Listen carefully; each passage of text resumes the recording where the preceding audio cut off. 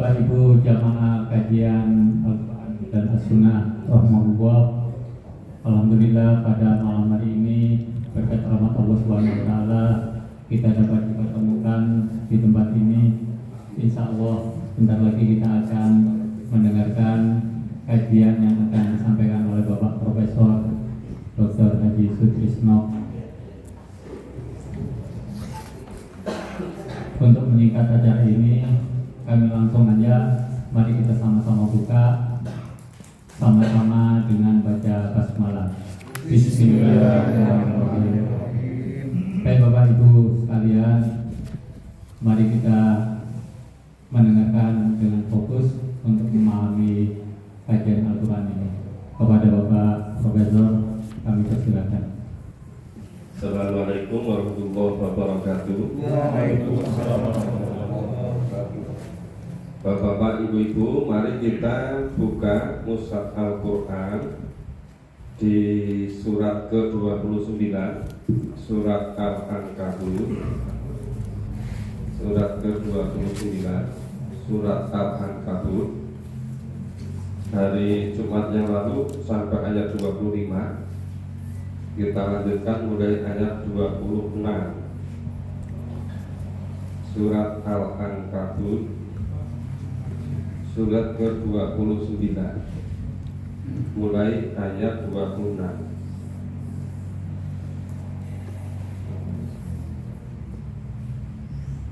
Saya baca potong pendek-pendek, disimak juga ditirukan. A'udzu billahi minasyaitonir rajim. A'udzu billahi minasyaitonir rajim. Bismillahirrahmanirrahim. Bismillahirrahmanirrahim. Fa'amana lahu Lut. Fa'amana lahu Lut. Wa qala inni muhajirun ila rabbi. Wa qala inni muhajirun ila rabbi. Innahu huwal azizul hakim. Innahu huwal azizul hakim. Wa wahabna lahu Ishaqa wa Ya'qub. Wa wahabna lahu Ishaqa wa Ya'qub. Wa ja'alna fi dzurriyyatihi nubuwwata wal kitab. Wa ja'alna fi dzurriyyatihi nubuwwata wal kitab. Wa atainahu ajrahu fid dunya. Wa atainahu ajrahu fid dunya. Wa innahu fil akhirati laminas sholihin. Wa innahu fil akhirati laminas sholihin. Wa lutan idh qala liqaumi. Wa Lutan idh qala liqaumi. Innakum lata'tuna al-fahisata ma sabaqakum biha. Innakum lata'tuna al-fahishata ma sabaqakum biha. Ma sabaqakum biha min ahadin minal alamin. Ma sabaqakum biha min ahadin minal alamin. Innakum lata'tuna ar-rijala wa taqta'una as-sabil. Innakum الرجال وتقطعون السبيل وتأتون في ناديكم المنكر وتأتون في ناديكم المنكر فما كان جواب قومه فما كان جواب قومه إلا أن قالوا ائتنا بعذاب الله إلا أن قالوا بعذاب الله إن كنت من الصادقين إن كنت من الصادقين قال رب انصرني على القوم المفسدين قال رب انصرني على القوم المفسدين. Ya, kita pahami dulu mulai ayat 26 sampai 30. Fa'amana lahu, maka Nabi Lut membenarkan kenabiannya. Wa qala ini muhajirun ila Rabbi, dan berkatalah Ibrahim, ini sesungguhnya aku akan berpindah ke tempat yang diperintahkan Tuhan kepadaku. Innahu huwal azizul hakim, sesungguhnya hu kembali kepada Allah, Allah yang maha perkasa lagi maha bijaksana. Wa wahabna lahu Ishaq wa Yaqub, dan Allah menganugerahkan kepada Ibrahim Ishaq dan Yakub. Jadi wa wahabna lahu punya kembali kepada Ibrahim Ishaq Yakub. Wa ja'alna fi dzurriyyatin nubuwwata wal kitab. Nah, dan Allah menjadikan kenabian dan Alkitab kepada keturunan-keturunannya.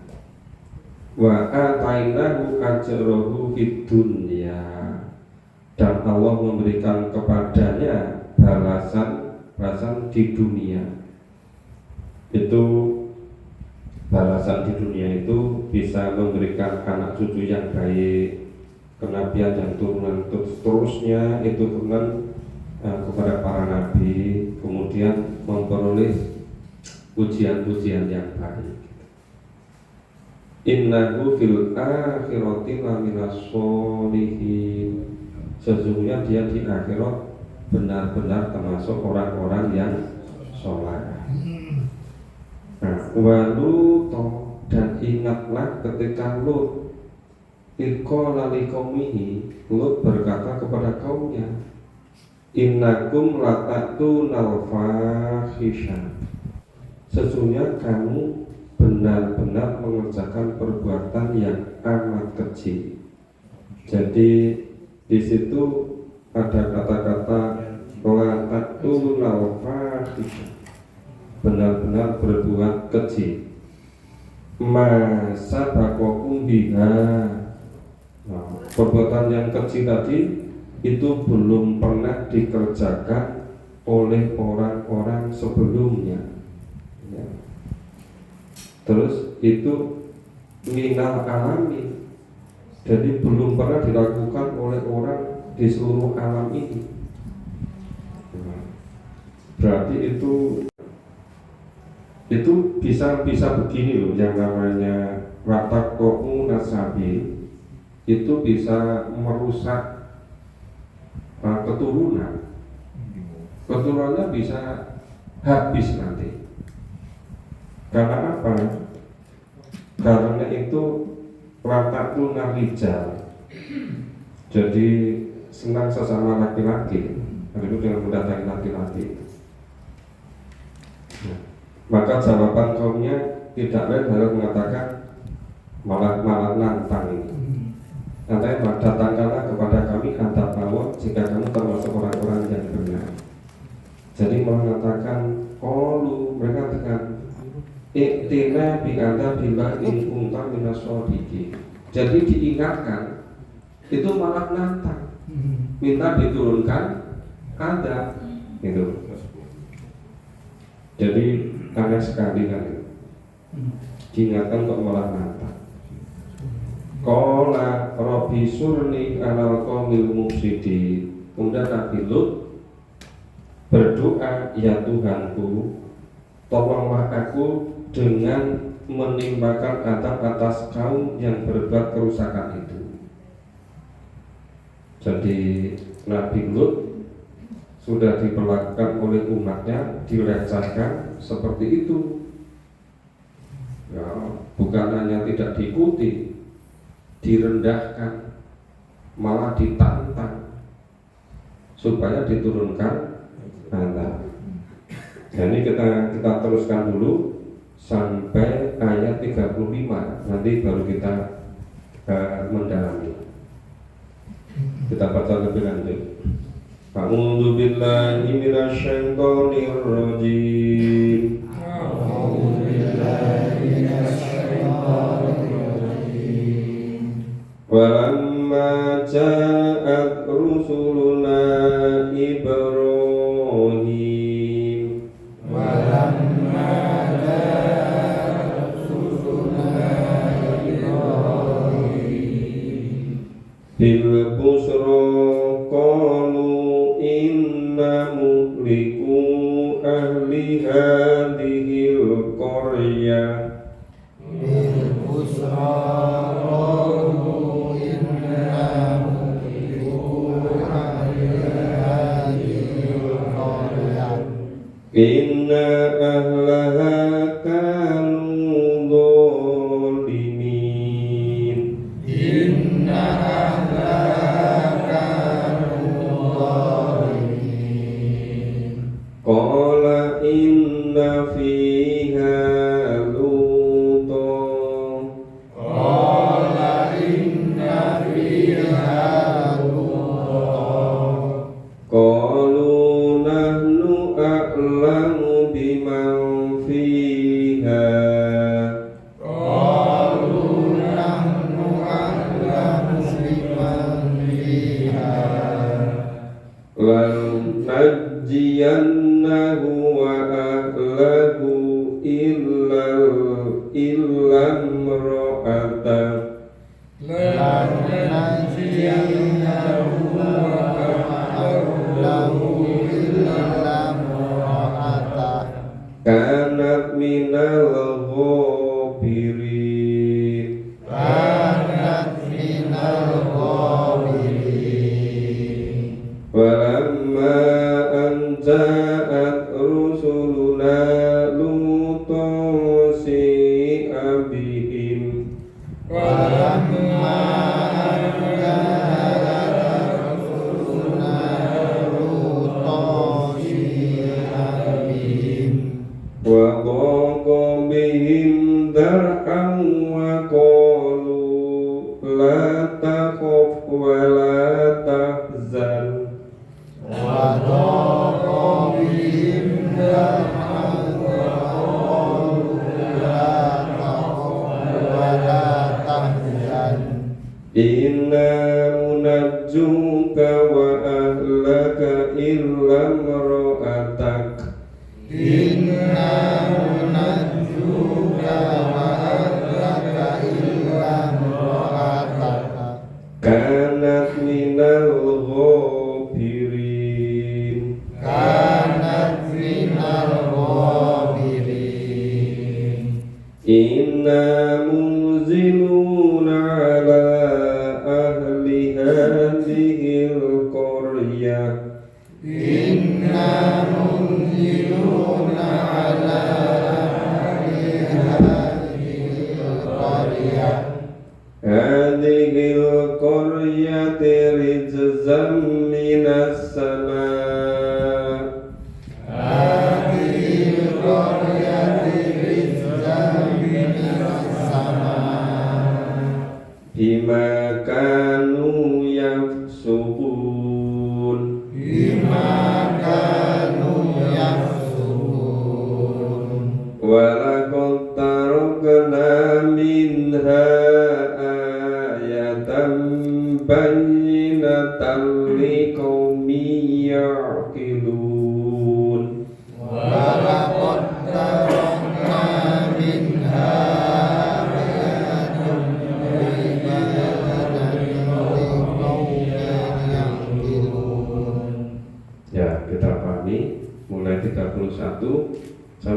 kelima.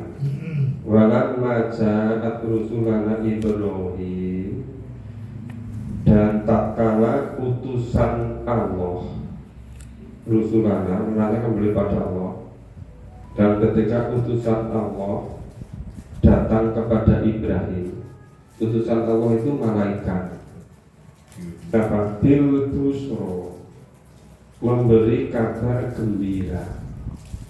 Nabi Ibrahim memperoleh kabar gembira. Kabar gembiranya itu akan dikaruniai anak laki-laki. Qalu, mereka menjawab, mereka mengatakan, inna muhliku ahli hadhil qaryah, sesungguhnya kami akan menghancurkan penduduk Korea, desa ini. Kemudian desa itu disebut sebagai desa Sodom. Jadi kami di situ kembalinya pada malaikat. Sesungguhnya kami malaikat itu akan menghancurkan penduduk Sodom ini. Inna ahlaha kanu dzalimin.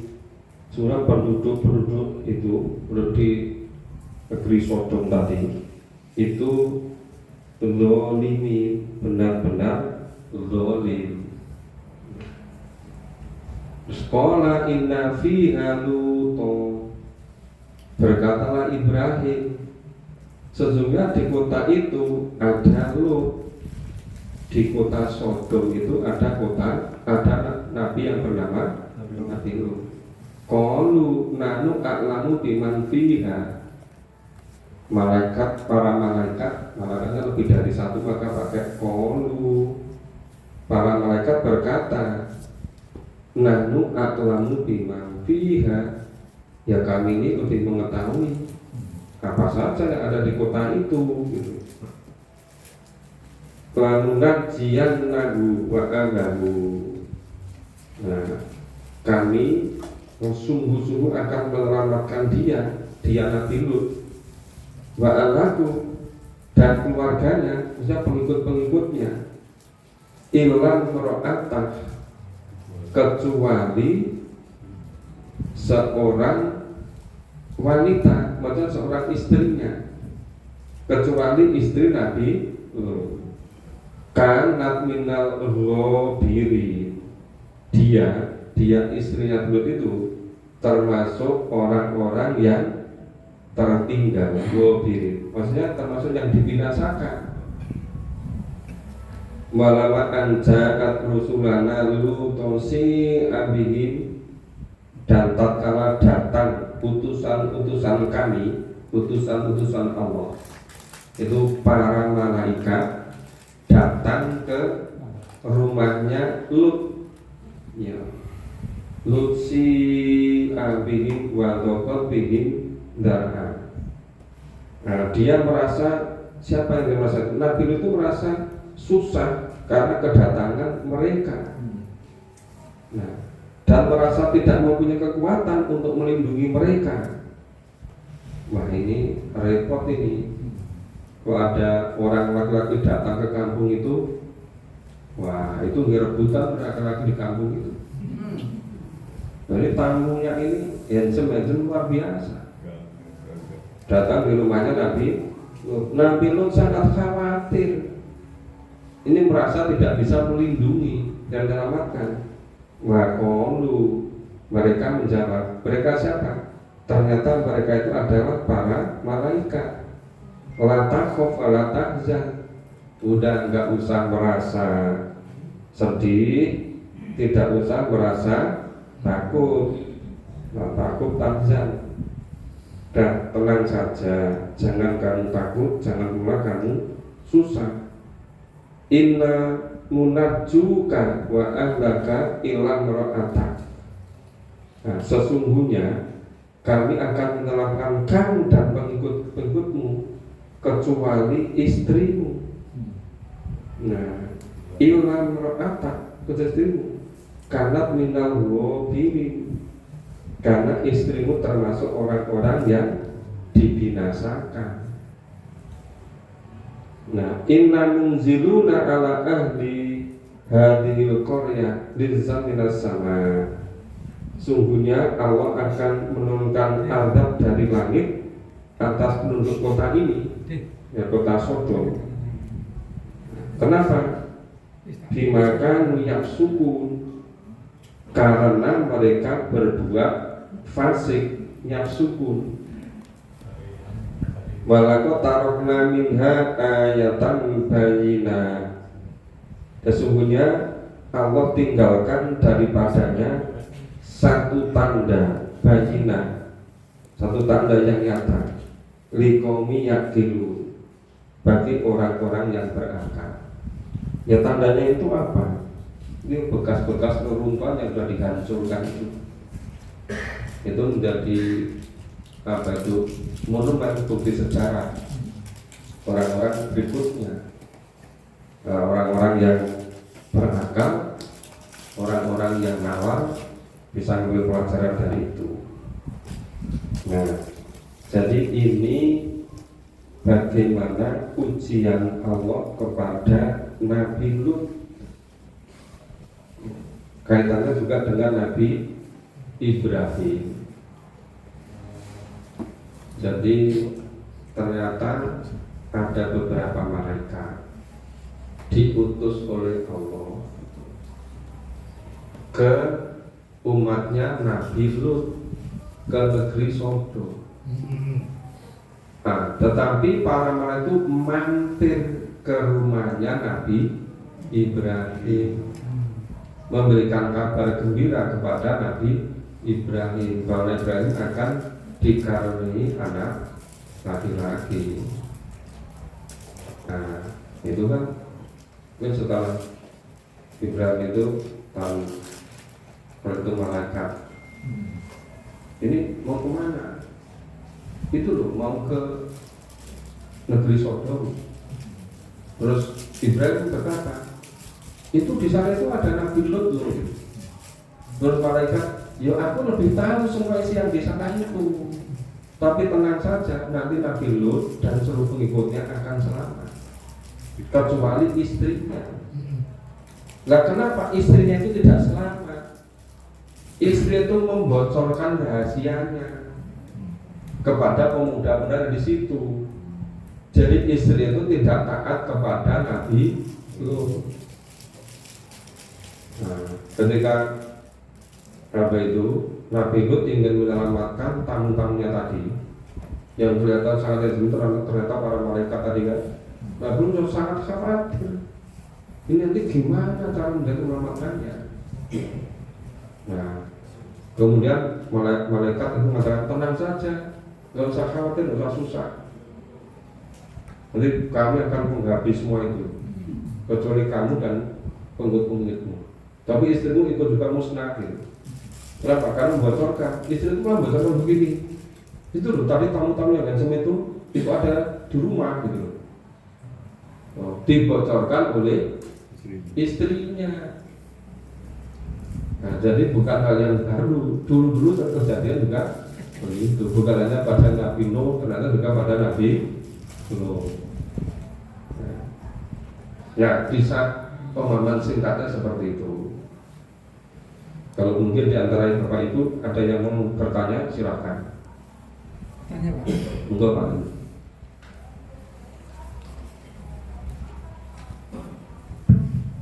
Assalamualaikum warahmatullahi wabarakatuh. Mau dijelaskan Pak, pada waktu itu kalau setiap ada turun wahyu dari Allah kepada Nabi Muhammad SAW, itu kan sifatnya ajaran ya, bagaimana atau seperti ini. Sedangkan yang ini surat Angkat ini kan itu menceritakan tentang kisah. Nah, kalau kisah itu mau dijelaskan itu sistem turunnya bagaimana Pak? Apakah langsung diturunkan dalam bentuk banyak gitu kepada Nabi Muhammad atau diberitakan kepada apa jamaahnya, kepada pengikutnya itu dalam bentuk paket besar gitu apa ya, satu ayat per ayat begitu Pak?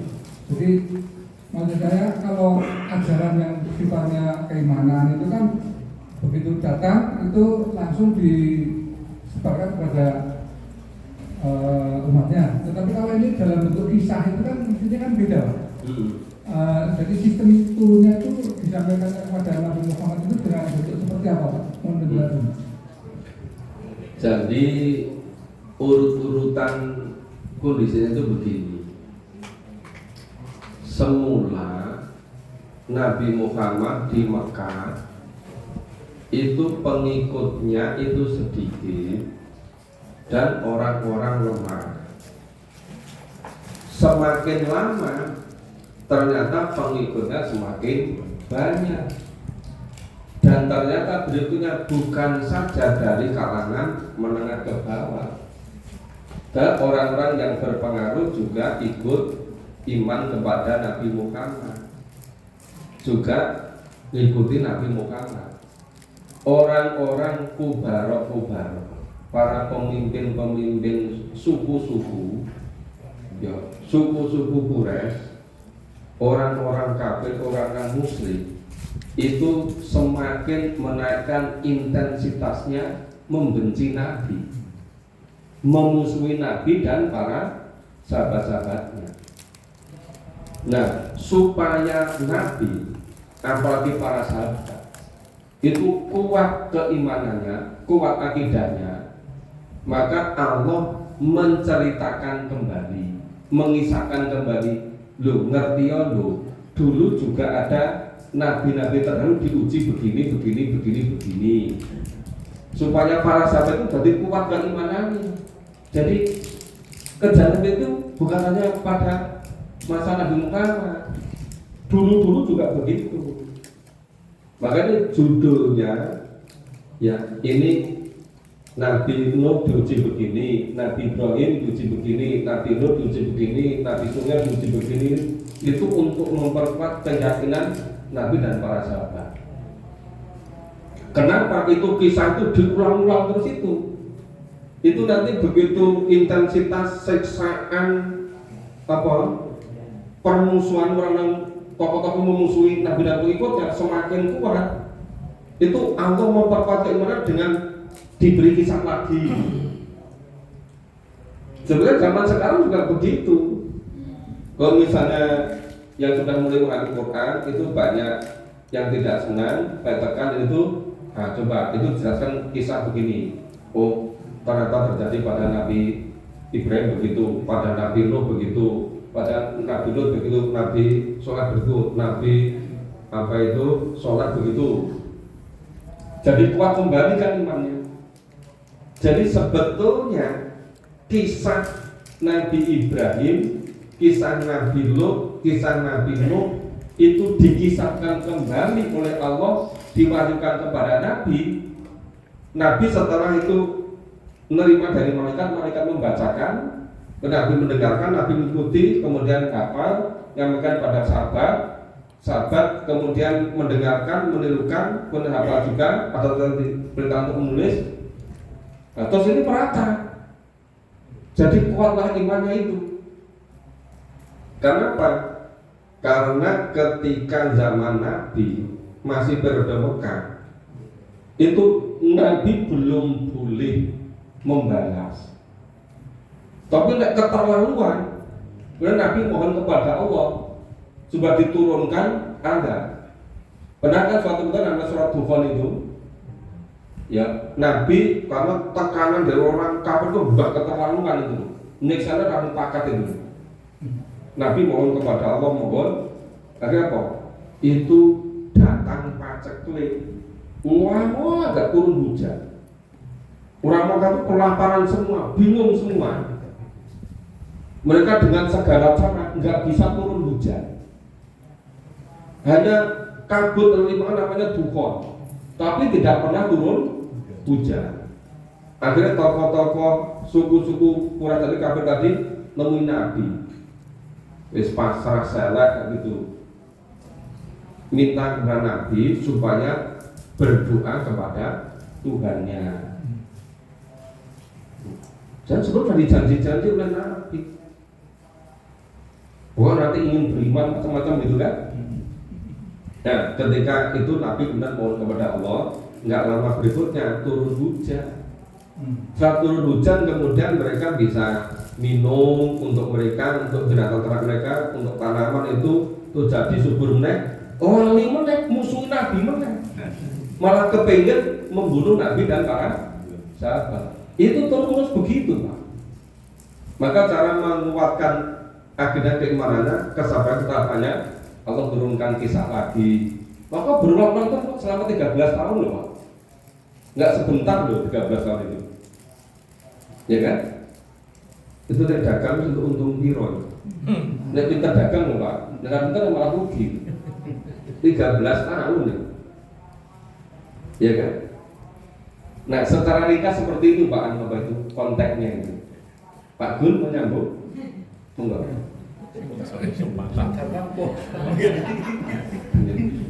Assalamualaikum warahmatullahi wabarakatuh. Kami buat keterangan ada di ayat 31 itu adalah kata-kata Sodom. Sodom itu saya teringat yang sering dipakai dalam istilah sekarang. Jadi antara laki-laki dan laki-laki, apakah betul macam itu? Yang kedua yang kami tanyakan, dalam kisah nabi-nabi tersebut ada Lut, ada Nuh, dan lain sebagainya. Kadang-kadang dari keluarga mereka itu jadi orang yang kafir. Bahkan kalau kita mengalami hal gitu, Pak, kita sangat malu. Andai kata anak kita ada yang mursal aja kita sangat malu. Kenapa Nabi dikisahkan macam itu? Apakah tidak lebih malu lagi sebagai contoh macam itu? Mohon dijelaskan, Pak. Terima kasih. Yang pertama, munculnya istilah itu Sodom. Sekarang itu dikenal Sodomi. Itu kan ada ini sebelumnya itu adanya 29. Itu wattaqu sabil. Gara-gara apa? Innakum lataktuna rijal. Itu banyak laki-laki senang dengan laki-laki gitu loh. Kemudian merusak jalan keturunan. Kan nggak bisa punya anak. Laki-laki dengan laki-laki, nggak mau dengan perempuan. Yang bisa punya anak kan karena perempuan kan. Jadi itu istilah itu sampai wattaquna sabil, merusak jalan. Jalan apa? Jalan ada keturunan berikutnya. Nggak bisa melahirkan kan? Wanitanya, laki-lakinya sama dengan laki-laki. Nah, kemudian itu memunculkan istilah namanya penduduk Sodom. Ya karena laki-laki senang dengan laki-laki tadi. Jadi sekarang sebenarnya LGBT itu bukan hal yang baru. Ya sudah sejak zamannya umatnya Nabi Lut itu loh. Cuma dulu itu dibunuh semua, sudah habis semua gitu loh. Ning saya kok muncul meneng gitu lagi. Ya sama kan ketika sebelumnya kan mengisahkan Nabi Nuh gitu loh. Nabi Nuh itu ya yang durhaka udah dibunuh semua, termasuk istri dan anaknya. Yang hidup ini tinggal orang yang baik. Terus berapa waktu yang lama fakusat kulubuhum jadi hancur-hancuran meneng gitu kan. Nah, dimusnahkan lagi.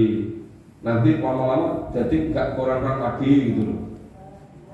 Jadi yang pertama betul, yang kedua itu kenapa kok istri dan anaknya Nabi Nuh terjadi begitu, kemudian istri Nabi Lut juga begitu, kemudian paman Nabi Muhammad juga begitu. Itu sebetulnya gitu itu biasanya karena gengsi-gengsi ya. Gengsi kita nggak mau ikuti suaminya. Ya karena nggak mau ngikuti bapaknya. Rumong sopo merasa lebih pintar. Ya, kalau anaknya Nabi Nuh itu diajak naik kapal nggak mau. Apa? Merasa lebih pintar. Nanti bisa memanjat ke gunung gitu loh. Ya kan? Nah kadang-kadang anak dipengaruhi oleh ibunya. Anak sama ibunya sekongkel, mengkhianati suaminya. Nah itu supaya begini. Kalau terjadi para nabi, para rasul terjadi pada kita orang biasa, kalau sudah berusaha maksimal tetap yang begitu, Ya sudah, itu bagian dari takdir. Karena bisa jadi anak sekarang itu merasa bergengsi kalau mengikuti orang lain, nggak mau mengikuti bapaknya. Bapak ki opo, orang zaman itu kuno gitu kan. Nanti kalau bapaknya baru cerita sedikit, dia nggak mau mendengarkan. Apa? Paling bapak nanti cerita masa kecilnya dulu, masa orang kosong gitu kan. Jadi nggak menolak dulu. Itu pola itu ternyata sepanjang zaman,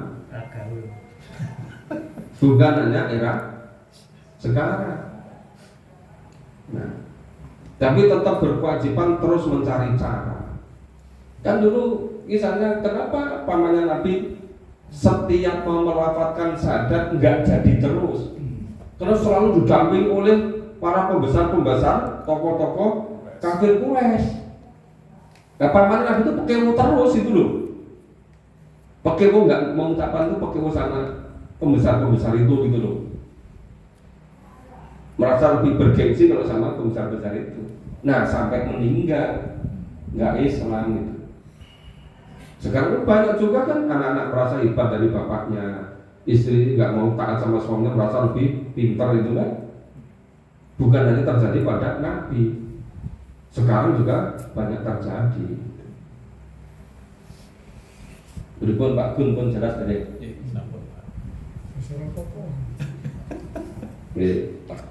Oh, masih ada, enggak. Tadi saya kira mau lanjut gitu. Silakan Pak. Mikir. Ya. Sebentar Pak Darman, mikir Pak Darman. Ini kurang Pak, itu tambah sih. Ada 2 atau 5. Ayat 35, nggih pripun? Walaupun tertaruna minha ayatan bayyinah tidak punya Heeh. apakah yang dimaksud bekas itu adalah seperti apa kejadian itu yang dimaksud. Iya. Jadi bekas-bekas kehancuran kaum Sodom, umat Nabi Lut itu apa itu namanya, bekas-bekasnya itu ngeri sekali.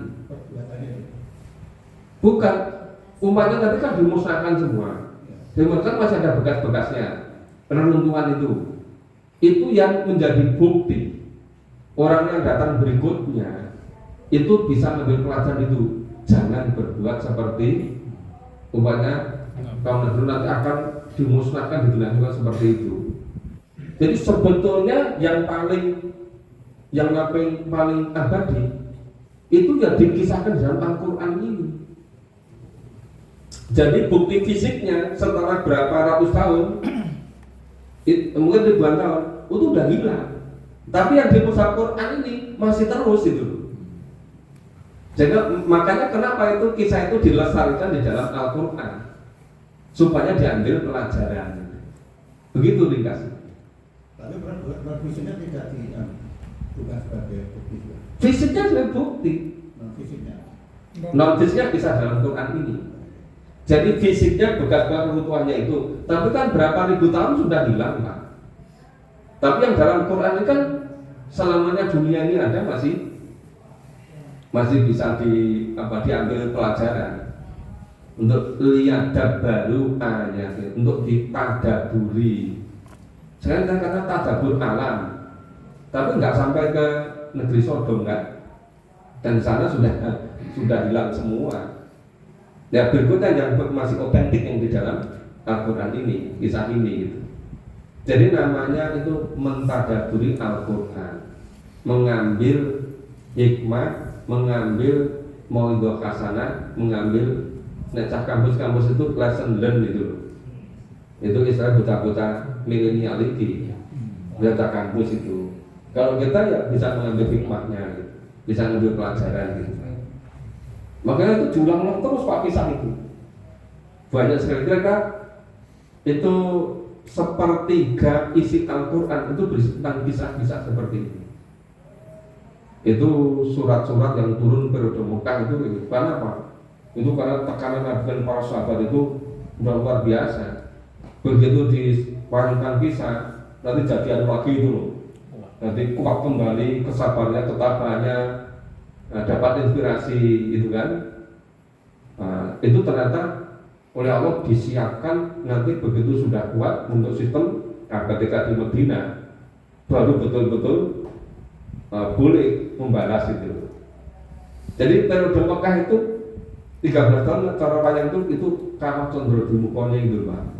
Bunyake itu sama 13 tahun. 1,5 tahun periode Madinah hijrah. Wah, kalau dikhianati perjanjian itu kan, wah sudah Allah diizinkan. Akhirnya menang sampai Fathul Mekah, kabeh gumbruduk mlebu Islam. Apalagi ketika Rasulullah sudah wafat itu para sahabat itu udah namanya supir dakwah itu ke seluruh penjuru Pak. Bahkan itu ada Buya Hamka itu nulis buku sejarah umat Islam 4 atau 6 jilid itu. Dulu kami sering gunakan buku itu untuk melengkapi tafsir Al-Azhar yang setiap juz 1 buku itu 30 buku itu. Itu dikisahkan bahwa abad ke-8 Masih awal itu Islam sudah sampai di Nusantara. Pada abad 13 Islam sudah menyebar di Nusantara.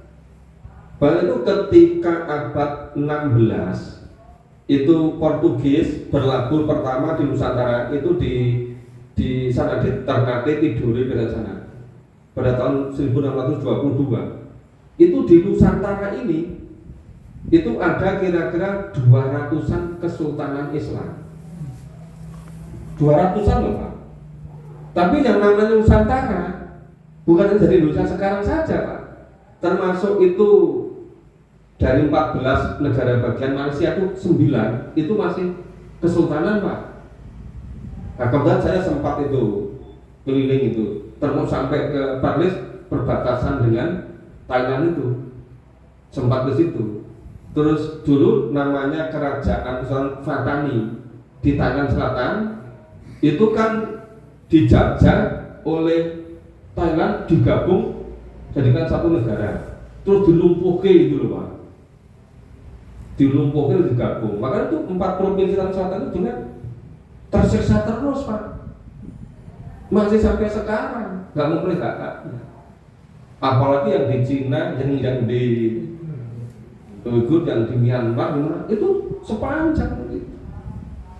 Nah, cuma yang selalu muncul itu yang Palestina itu. Itu daerah yang lain itu banyak segitu.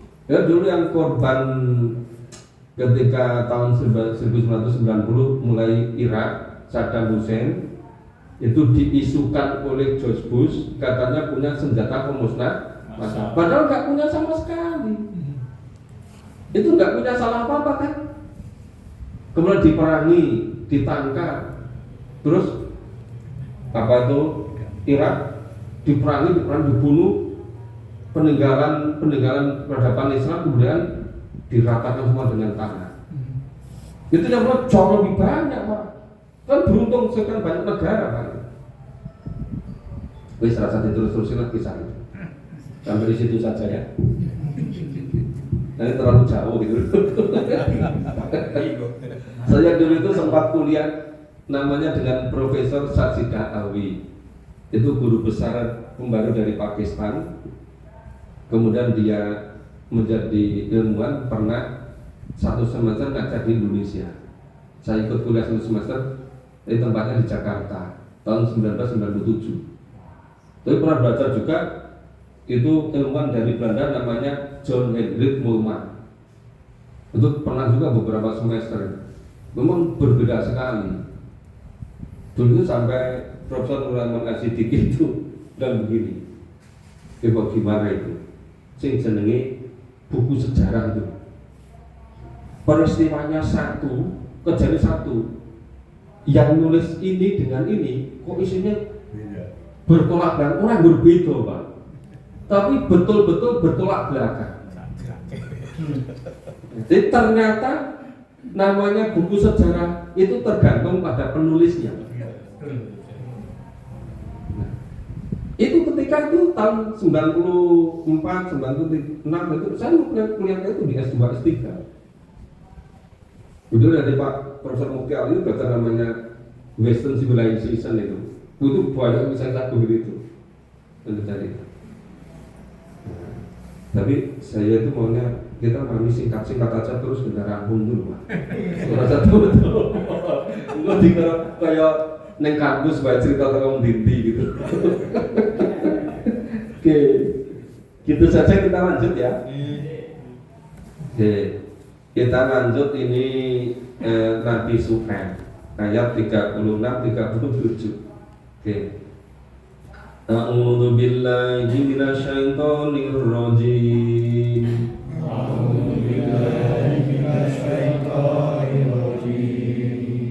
Wa ila madyana akhahum Syuaiba.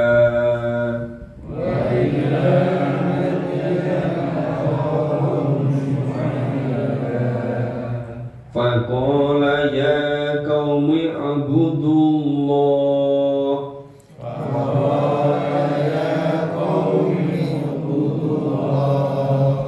warjul yaumal akhir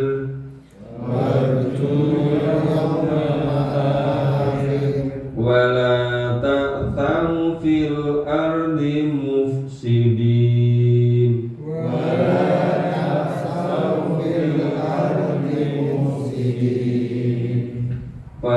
Fakadzabuhu fa'akhadhatuhumur rajfah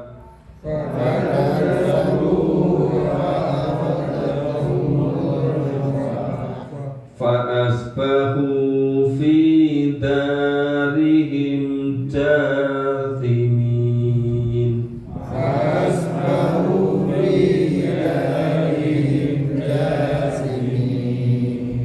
Ini wa ila madyana akhahum Syuaiba, dan Allah mengutus kepada penduduk Madyan saudara mereka bernama Syuaib. Jadi Syuaib ini saudaranya Nabi Lut, maka disebut dengan akhahum,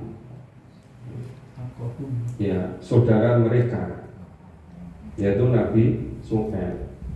Faqala, Nabi Syuaib itu berkata, "Ya qaumi budullah, wahai kaumku, sembahlah Allah, ya, sembahlah Allah, warju yaumal akhir, dan berharaplah, ya, akan pahala hari akhir." Yang model sini, ya, berimanlah kepada adanya hari akhir, ada kehidupan hari akhir. Istilahnya di sini tuh warju yaumal akhir, wala ta'thaw fil ardi mufsidin, dan janganlah kamu berkeliaran di muka bumi ini dengan berbuat salah. Jangan berbuat salah di muka bumi ini. Kemudian setelah Nabi Syuaib itu merintahkan begitu, malah kaumnya katakan bagaimana? Fakadzabuhu fa'akhadhathumur rajfah. Ternyata mereka itu mendustakan Nabi Syuaib. Lalu mereka ditimpa gempa yang dahsyat. Ya. Terjadi apa itu? Dan jadilah mereka itu mayat-mayat yang berkelimpangan di tempat-tempat tinggal mereka. Nah, jadi ternyata Nabi Syuaib juga diuji oleh Allah. Nabi Syuaib dakwah kepada kaumnya, ngajak supaya kaumnya menghambakan diri pada Allah. Ubudullah, ya, menghambakan dirilah pada Allah, sembahlah Allah. Terus warjul yang mal akhir, dan berharaplah pada pahala kehidupan akhirat, dan janganlah berbuat kerusakan di muka bumi. Ternyata umatnya mendustakan, tidak mau mengikuti Nabi Syuaib. Ini dulu kan ada kisah juga di tempat yang lain, di surat yang lain dan yang lain. Jadi ketika Musa itu dari Fir'aun dikejar-kejar mau dibunuh, kemudian lari. Setelah lari melihat anak perempuan yang megangi tali kambingnya. Ditanya, ngapain kamu di situ? Ini mau ngantri minumkan kambing ini. Tuh di sana itu laki-laki semua. Biar nanti selesai semua baru saya minumkan ini. Terus Musa pemuda yang Musa masih muda, udah kan itu tak bantu, gitu kan? Terus dibantu, kambingnya diminumkan. Kan Musa juga laki-laki sama laki-laki, gitu kan? Dan diminumkan dikembalikan kepada putrinya Nabi Syuaib tadi. Terus pulang dengan Musa. Nabi Syuaib tanya, "Nah, lu kok cepat sekali udah pulang?" "Oh iya Pak, tadi dibantu pemuda. Itu pemudanya cekatan loh Pak. Handsome lagi gitu kan dari sini. Itu anak milenial itu. Dia dulu nggak tahu bahasanya gimana gitu kan.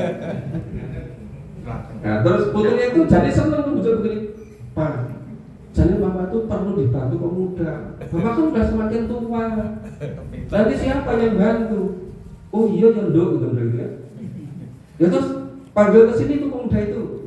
Nah terus putrinya Nabi Syuaib tadi nemu lagi, nggak lagi pemuda tadi, ketemu. Jadi modal sini, ini Mas dipanggil Bapak gitu loh, dipanggil Bapak. Ah terus itu tentunya kemana Nabi Syuaib. Dan Nabi Syuaib bilang sama itu Pak Udah, "Nah, saking ini baik, aku wis tuwa, ini aku mau pengen kambing iki ra sing bantu. Kowe bantu aku 8 tahun, ning nek mbok genepi 10 tahun lebih bagus. Nanti kalau sudah kamu genepi, kamu nikahi putriku ini," gitu. Nah, terus Nabi Musa pikir-pikir daripada nanti bisa dikejar-kejar mau dibunuh gitu kan. Ya sudah sanggup gitu loh. Kalau sanggup udah kerja all di situ. Jadi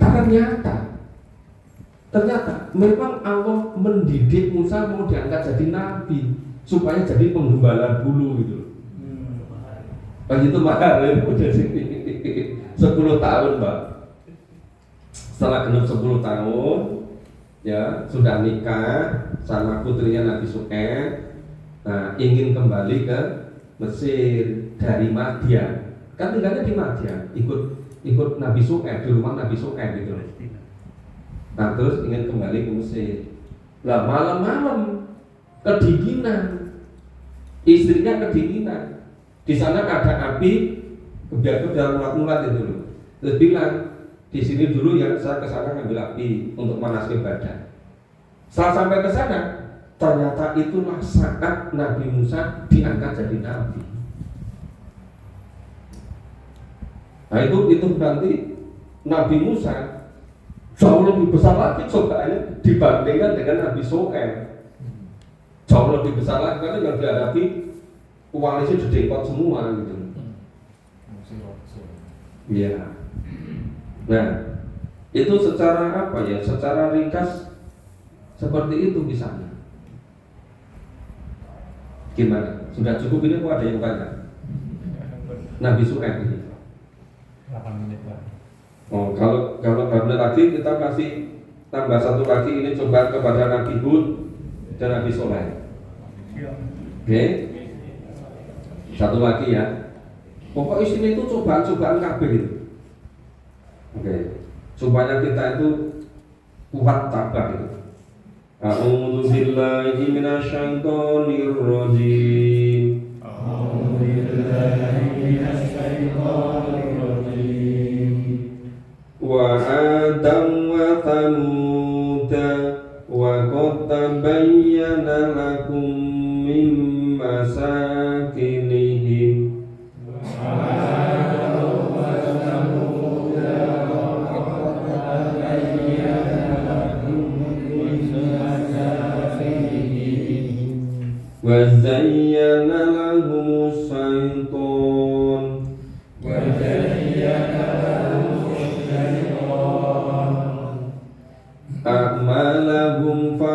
saddahum anis sabil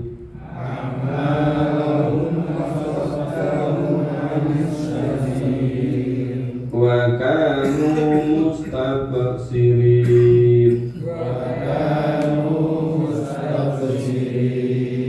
Ini Wa'ad dan kaum Nabi Ad, wa Thamud dan kaum Thamud. Qad tabayyana lakum, sungguh telah nyata bagi kamu. Nyata apa?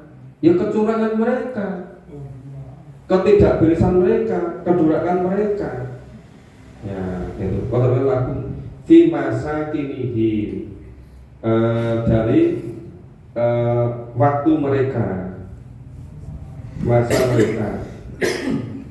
Wazayana lahumu syaiton, dan syaitan menjadikan mereka itu memandang apa? Akmalahum, amal mereka itu baik. Fasoddahum nganis sabil, lalu mereka itu menghalangi dari jalan Allah. Wa kanu mustabsirin, sedangkan mereka adalah orang-orang yang berpandangan tajam. Ini kisah lengkapnya itu memang ada pada surat-surat dan ayat yang lain. Ini sekedar mengingatkan, ini loh, dulu kaum Ad juga durhaka seperti itu, kaum Thamud juga begitu. Jadi mereka juga sudah dihancurkan semua. Itu masih ada puing-puingnya sebagai bukti puing-puing tempat tinggal mereka. Ya. Terus itu setan menjadikan mereka itu memandang baik perbuatan mereka. Jadi memang gini ya, berkali inna syaitan aduwwun mubin, setan musuhmu yang nyata. Tapi masih terus saja kena pengaruh dari setan. Jadi kok nggak anu gitu loh, nggak jerah-jerah gitu, menjadikan setan sebagai sokipnya itu. Nah, maka ini dirayu digoda oleh setan. Nah, dan setan menjadikan mereka memandang baik perbuatan mereka, lalu mereka menghalangi dari jalan Allah. Sedangkan mereka adalah orang-orang yang pandang. Sebenarnya mereka itu cerdas, hebat, cuma digoda oleh setan. Gitu. Nah, nanti di lain kesempatan bisa kita temukan kisah yang lebih lengkap lagi. Nanti kisah cobaan Nabi Musa juga gitu lebih lengkap lagi di tempat-tempat yang. Tapi di sini disebutkan sekedar untuk menjelaskan. Nabi ini juga dicoba begini terus begitu. Nah, demikian Bapak Ibu untuk malam hari ini. Semoga bisa menambah keteguhan, keimanan, ketabahan, kesabaran kita. Semoga kita bisa mengambil ibrahnya, bisa mengambil mauidhah hasanahnya. Ya. Mohon maaf kalau ada kurang dan salahnya. Insya Allah semuanya akan datang saya teruskan mulai ayat 39 dan berikutnya. Terima kasih semuanya. Assalamualaikum warahmatullahi wabarakatuh. Waalaikumsalam.